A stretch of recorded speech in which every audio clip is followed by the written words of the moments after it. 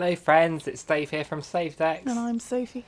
And we are bringing you an impressions review of a game called In Rays of the Light. This was a review code supplied to us by Sometimes You. Thank you very much for that, very much appreciated. And this is more of an impressions review, not a full review, because we haven't played all the way through the game, and we'll explain why later on. So we're going to talk about what our impressions were of this game. So what did you think of it, Sophie?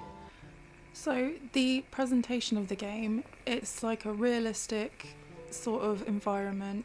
You start in like a building with a school and there's a television in front of you, and then as you go around the school or college or something like that, you go you see like it's dilapidated, there's like no windows sometimes, there's like bits of grass growing everywhere.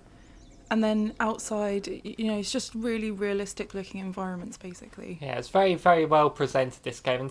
And it's kind of like telling you the story through the environment, really. So I kind of guessed it was post-nuclear war or something. Yeah. Because there was like a drawing of an atom bomb or mushroom cloud on one of the blackboards. Oh, cool. I didn't even see that part. You sort of find clues by looking around at your environment. So presentation-wise, this game was amazing. It looked beautiful. Not just for how it looked, but also the sounds, because it was music it was very atmospheric. Yeah, and it would like there was like this piano music played a big part. Yeah, and like so there was like piano piece that played, and then it would stop and it would let you listen to the environmental sounds.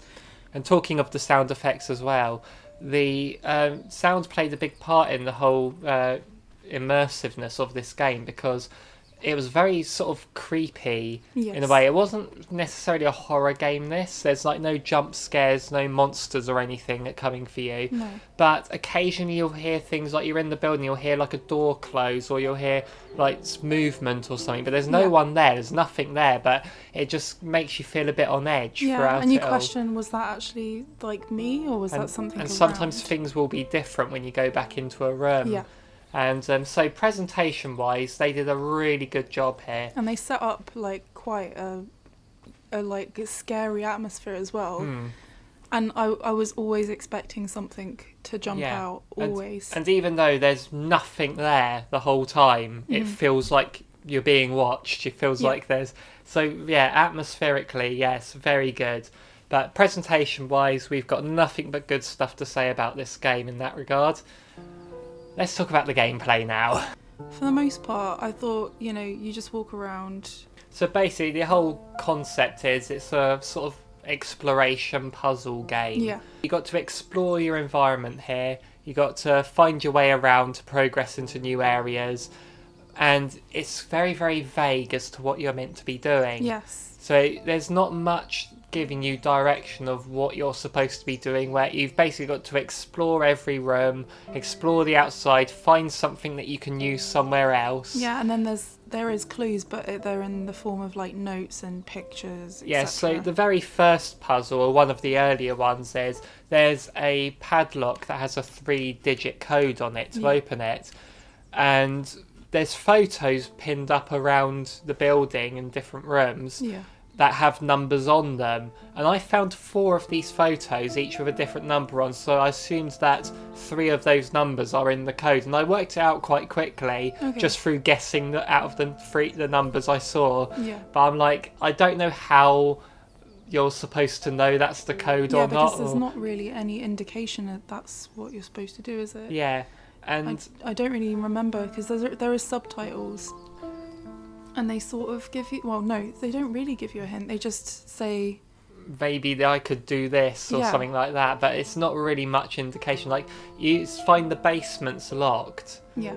And to get the key, you have to go up to the 2nd floor, and there's a certain wardrobe that you can push out the window to smash it, and then the key's just on the floor there. And it's like... It's kind of like... I found that by chance, and it took me ages to actually find that, and it was just through me going to so many places over and over again. And this sort of exploration puzzle thing where it's so vague, I wasn't a fan of it. Yeah. So talking about the controls, they're quite simplistic. Yeah, so you use the left stick to move, you use the R for the camera. you walk really slow in this. Yeah. Holding the L button will make you run, I suppose. Mm-hmm. But I mean, I hate it in any game where you have to hold a button to run, even in fantastic games like Mario 3D World. Yeah. Why can't the running be the default? I always say, and Shantae Risky's Revenge is great because you run by default and you hold a button to walk if you ever need to walk at any point. Yeah. So if there's a case where you need to be walking at some points to not make noise or so on, then just have a walk button, because more often than not you want to be running. And when you're running in this, and the L button instead of, say, the Z, the trigger, it hurts my finger to hold it all the time. And every time you run forward and stuff, if you move the right stick to change where you're looking, you'll suddenly stop running. Yeah. And I found that really awkward. Mm-hmm. Yeah, so overall the gameplay is kind of annoying in the fact that you're just exploring this area, trying to find out what you're meant to be doing next, not just how you're meant to progress, but what the actual progression is. Mm-hmm.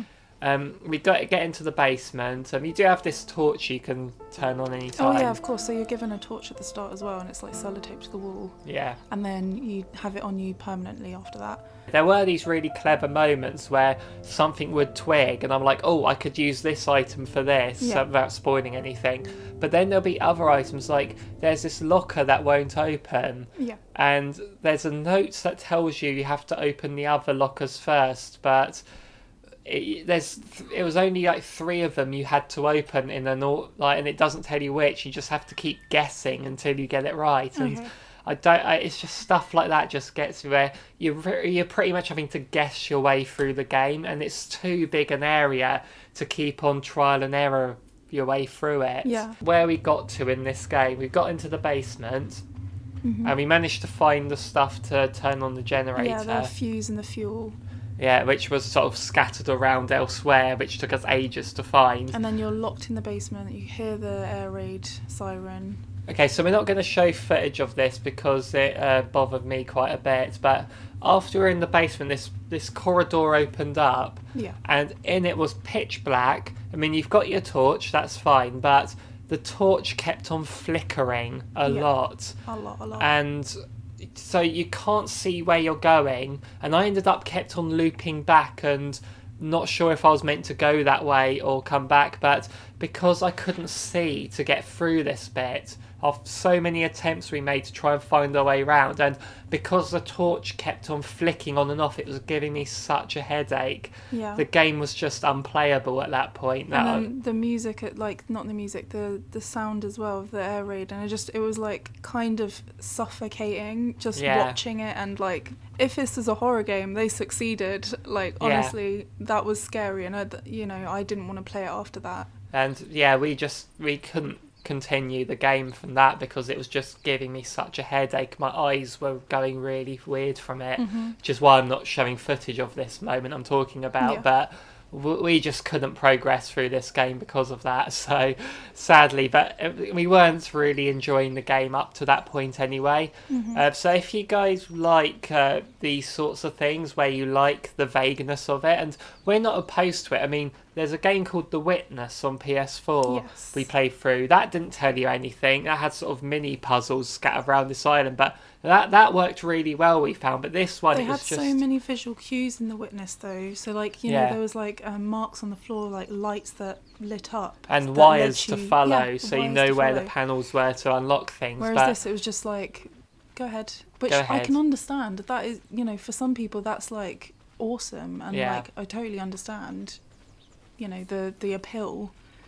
Yeah, so some people might enjoy this, but we sadly didn't, unfortunately. But I mean, presentation-wise, fantastic. I'd love to see this developer work on a horror game. Yeah, because it was just sad that we couldn't play it all the way through because the tunnel bit was just unbearable.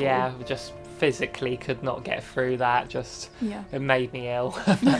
This game made me ill. That's the takeaway here. So I can imagine having this in like a VR experience as well. You'd be like, you'd get so bad, like vision, motion sickness, vision, like awful.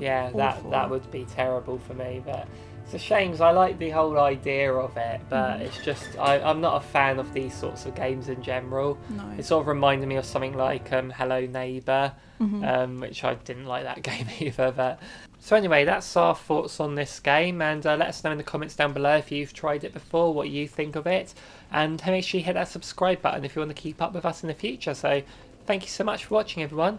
See you in the next one. Goodbye.